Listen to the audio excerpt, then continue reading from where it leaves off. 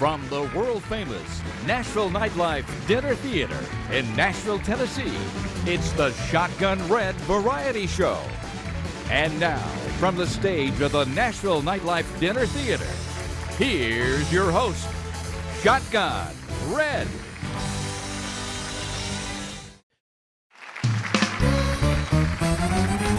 Wow, welcome back to the Shotgun Red Variety Show. I got a little baby Shotgun Red sitting there. I got pretty Miss Sheila. I got Steve over here, but mostly we're going to introduce our main feature for this week. I love that saxophone player. Here he is, smoother than a ball-bearing mousetrap, Jeff Wisely.